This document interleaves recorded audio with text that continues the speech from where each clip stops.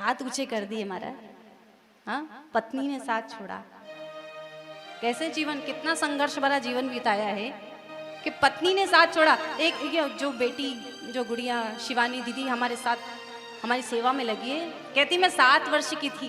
क्या अवस्था थी उसकी, उस समय माँ गई।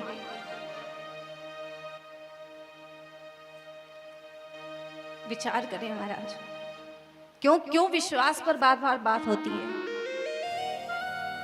हाँ, 7 साल की क्या उम्र थी उस बेटा, वो 4 साल के बेटे की क्या उम्र थी, जिसने ढंग से अपनी माँ की गोद में भी नहीं खेला अभी तक। लेकिन गर्भावस्था में जब अस्पताल पहुंची तो शायद इतना ही साथ था, पत्नी ने साथ छोड़ दिया, लेकिन हार नहीं मानी। हाँ, ये विचार नहीं आया कि ये सब कैसे हो गया, क्यों हो गया। कौन टूटता नहीं है महाराज। जब जीवन में दुख आता है ना, संकट आता है तो टूट जाता है व्यक्ति। लेकिन हाँ, जब अपने इष्ट पर भरोसा होता है तो वो बिखरने नहीं देता, वो बिखरने नहीं देता, लेकिन वो जीवन में निखार लेकर आता है महाराज। 7 वर्ष की अवस्था से पूरे घर को संभाल रही है। विचार करें, 2 बेटियां, 1 बेटा, अकेले परवरिश कर रहे हैं। माँ और पिता दोनों का प्रेम दे रहे हैं।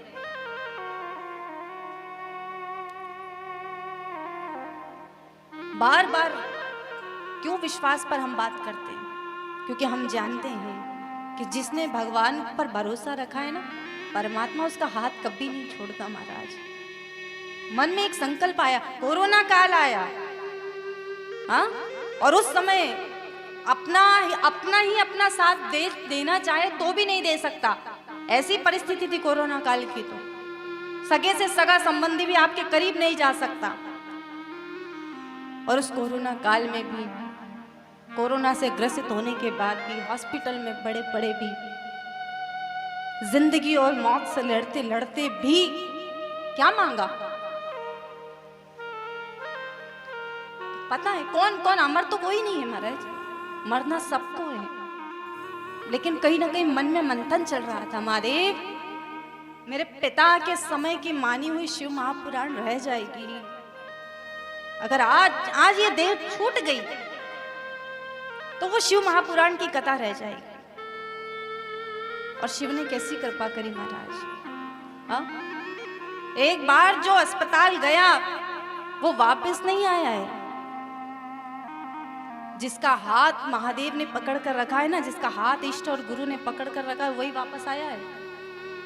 हर कोई वापस नहीं आया महाराज। लेकिन इतने भयंकर तूफान से भी किस पर भरोसा था? अपने धन पर नहीं महाराज। क्यों? क्योंकि उतना कमाया ही नहीं था कि भरोसा करे। क्या व्यवस्था थी? आर्थिक व्यवस्था भी बहुत कमजोर। किस पर भरोसा था? समाज पर नहीं महाराज। कौन किसका साथ दे रहा था उस समय में? परिवार पर? किसी को आसपास भी नहीं भटकने दिया जा रहा था। फिर किस पर भरोसा था? तो कहा अपने इष्ट पर भरोसा था।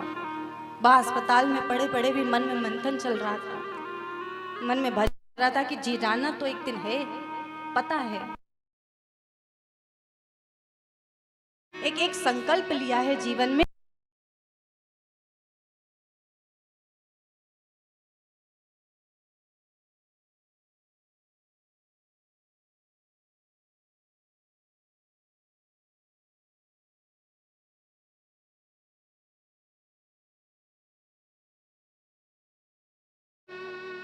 बार बार टूटे हैं। कोई अवस्था नहीं थी जब पत्नी साथ छोड़कर चली जाए। 2 बेटियां, 1 बेटा, लालन पालन करना है, माता और पिता दोनों का प्रेम लेना है। हाँ, लेकिन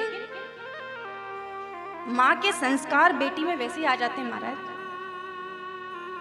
एक बेटा, और उसको पता चला कि मेरी पत्नी जो है गर्भवती, तो दोनों रात में आपस में बैठकर बात कर रहे थे। तो बेटी कहती है, वो पत्नी कहती है कि अगर बेटा हुआ तो क्या बनाओगी? तो कहा बेटा हुआ ना तो उसे डॉक्टर बनाऊंगा, इंजीनियर बनाऊंगा, जो उसका मन होगा वो पढ़ाऊंगा, उसे ये सिखाऊंगा, उसे वो सिखाऊंगा। और उस समय उस पत्नी ने कहा कि अगर बेटी हुई तो कहा उसे मैं कुछ नहीं सिखाऊंगा। कहा क्यों, ऐसा भेदभाव क्यों? मुझे आपसे ये उम्मीद नहीं थी कि आप बेटी को कुछ नहीं सिखाएंगे। तो उस समय उस युवा ने कहा, अरे पगली, मुझे उसे कुछ सिखाने की जरूरत नहीं है, वो तेरे गर्भ में पल रही है, तेरा ही अंश है, वो अपने आप सब कुछ सीख कर आएगी, और तो और वो मुझे सिखाएगी कैसे उठना है, कैसे बैठना है, कैसे कपड़े पहनने हैं, कैसे बोलना है। बेटी को कुछ नहीं सिखाना पड़ता महाराज, उसने पूरे घर को बांध कर रखा है। हाँ, पूरे घर को बड़ी होने के नाते दोनों भाई बहन की माँ के समान देखभाल कर रही है। विचार करें, आपके पास तो प्रत्यक्ष प्रमाण है कि जिसने उस पर भरोसा रखा है उसने उसको हर मुसीबत से निकाल कर बाहर लाया है। और आज कौन जानता था, नहीं तो एक नाम ही पूछते थे, एक नाम ही जानते थे, उस गांव में वो पटेल साहब रहते, बस इतना ही। लेकिन शिव महापुराण की कथा ने इनके जीवन को निखार कर इनको उजागर कर दिया महाराज। हाँ, कितना भाई भाई में प्रेम। विचार करना, जिस समय कोई साथ नहीं देता ना, उस समय आपका भजन आपका साथ देता है। एकमात्र भजन है जो आपको किसी भी परिस्थिति से बाहर निकाल देता है। विचार करें कि कुछ नहीं था, अभी मुझे बताया कि 3 साल 2 साल पहले तो कुछ भी नहीं था, एक छोटी सी झोपड़ी बनी हुई थी, लेकिन कहां से बनाए, किसने बनाया, कहां से व्यवस्था हो रही है? करोड़पति से करोड़पति भी विचार करता है 7 दिन की कथा नहीं होने वाली। सत्यनारायण की कथा की भी मान लो ना, तो सत्यनारायण की कथा भी नहीं होती महाराज।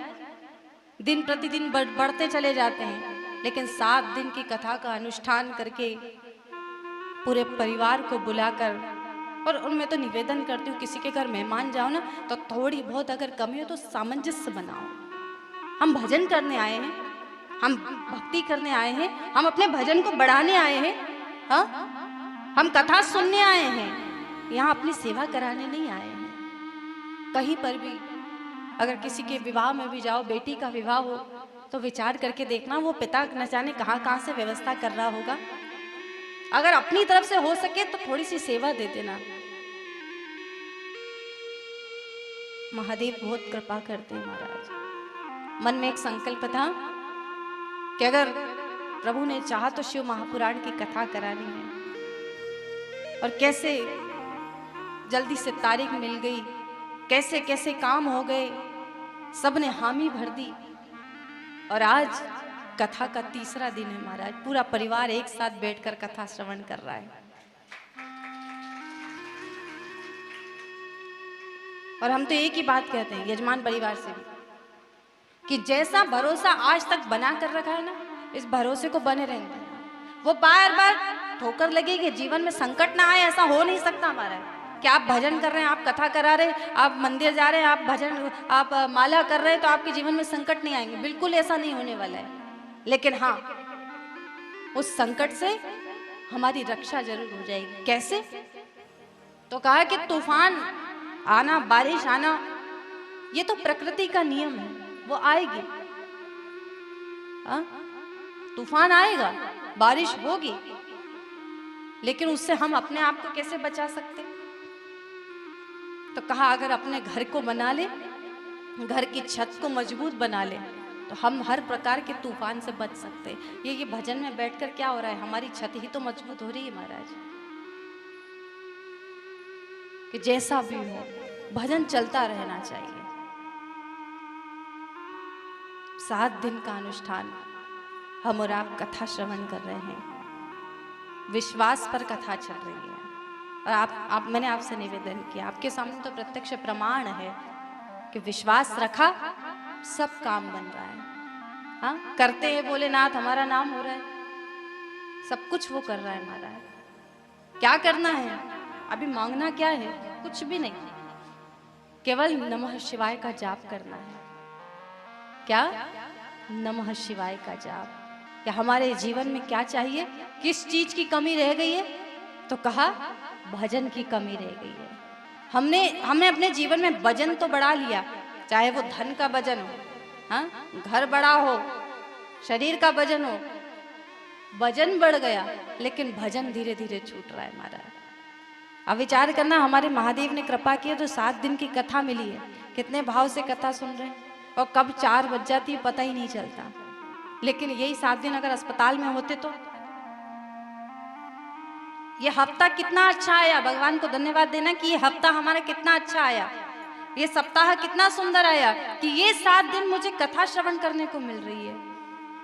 लेकिन यही 7 दिन अगर अस्पताल में होते तो कैसे जीते महाराज। एक एक क्षण बहुत कठिन लगता है, लेकिन ये 7 दिन हम कथा पंडाल में कब आते हैं, कब बैठते हैं, कब कथा पूर्ण हो जाती है, प्रसादी हाथ में आ जाती है, घर जाना पड़ जाता है। वो विरह होता है, फिर अगले दिन संजोग होता है, फिर विरह होता है, वो लालसा बढ़ती चली जाती है। इधर हम कथा में प्रवेश करें, लेकिन उसके पूर्व हम सब अपने भोलेनाथ को याद करें और महादेव से कहें कि प्रभु मुझे जीवन में कुछ और नहीं चाहिए, बस ये नमः शिवाय का जाप मेरी जिह्वा पर बना रहे। हाँ, अगर शिव को मानते हैं तो शिव, और कोई ये न सोचे कि शिव महापुराण की कथा चल रही है तो शिव ज्यादा महत्वपूर्ण हो गए, अब कृष्ण कोई महत्व नहीं रखते। अब मैंने अभी निवेदन किया, हमारे सनातन धर्म में 5 की पूजा करने की आज्ञा है, 5 की पूजा करो, लेकिन सम्मान सबका करो। कैसे? एक बेटी का जब विवाह होता है, आप सब गृहिणियां हैं, हाँ, एक बेटी का जब विवाह होता है तो वो बेटी अपने ससुराल जाती है, तो वो ससुर का भी सम्मान करती है, प्रेम देती है, उनकी आज्ञा का पालन करती है। जेठ का भी सम्मान करती है, उनको प्रेम देती है, उनकी आज्ञा का पालन करती है। और नंदोई आ जाए, देवर आ जाए, उनका भी सम्मान करती है यथा योग्य, और उनकी आज्ञा का पालन करती है। लेकिन समर्पण केवल और केवल अपने पति के सामने करती है। ठीक इसी प्रकार से भक्त होना चाहिए महाराज। सबका सम्मान करो, सबको प्रणाम करो, हाँ, सबके लिए भाव रखो, लेकिन समर्पण आपका केवल और केवल आपके इष्ट, आपके गुरु, आपके प्रभु के प्रति होना चाहिए। केवल इतना है। हम नमः शिवाय का जाप करते हुए कथा में प्रवेश करें। नमः शिवाय ओम नमः शिवाय, हर हर बोले नमः शिवाय। नमः शिवाय ओम नमः शिवाय, हरि हरि बोले नमः शिवाय। नमः शिवाय ओम नमः शिवाय, हर हर बोले नमः शिवाय।